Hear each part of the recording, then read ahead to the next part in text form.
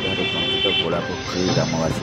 ଖଣ୍ଡପଡ଼ା 1998 ମସିହାରେ ଖଣ୍ଡପଡ଼ା ବିଜ୍ଞପିତ ଅଞ୍ଚଳ ପରିଷଦ ମାନ୍ୟତା ପ୍ରଦାନ ପାଇଥିଲା ବେଳେ ଏହି ଏନ୍ଏସି ଅଧୀନରେ ଥିବା ଗୋଳାପୋଖରୀ ଗ୍ରାମଟି ଦୀର୍ଘ 32 ବର୍ଷ ପରେ ମଧ୍ୟ ଅବହେଳିତ ଅବସ୍ଥାରେ ପଡ଼ି ରହିଛି।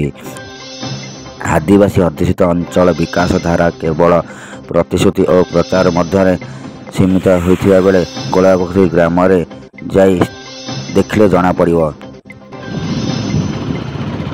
ଖଣ୍ଡପଡ଼ା ସହରାଞ୍ଚଳ 12 ନମ୍ବର ୱାର୍ଡ ଅଧୀନ ଆଦିବାସୀ ଅଧ୍ୟୁଷିତ ଅଞ୍ଚଳ ଗୋଳାପୋଖରୀ ଗ୍ରାମ ବାସୀଙ୍କ ପାଇଁ ସର୍ବନିମ୍ନ ମୌଳିକ ସୁବିଧା ନଥିବାରୁ ସାଧାରଣ ଅସନ୍ତୋଷ ପ୍ରକାଶ ପାଇଛି। ପ୍ରଶାସନିକ ଅଣଦେଖା ଯୋଗୁଁ ବିଭିନ୍ନ ସମସ୍ୟା ମଧ୍ୟରେ ଗତି କରୁଥିବା ଏହି ଗୋଳାପୋଖରୀ ଗ୍ରାମଟି ଦୁଃଖ ଓ ଦୁର୍ଦ୍ଦଶାରେ ଦିନ କାଟୁଛନ୍ତି ଗ୍ରାମବାସୀ। ଉକ୍ତ ଗ୍ରାମଟିକୁ ଭଲ ରାସ୍ତାଟିଏ ନାହିଁ।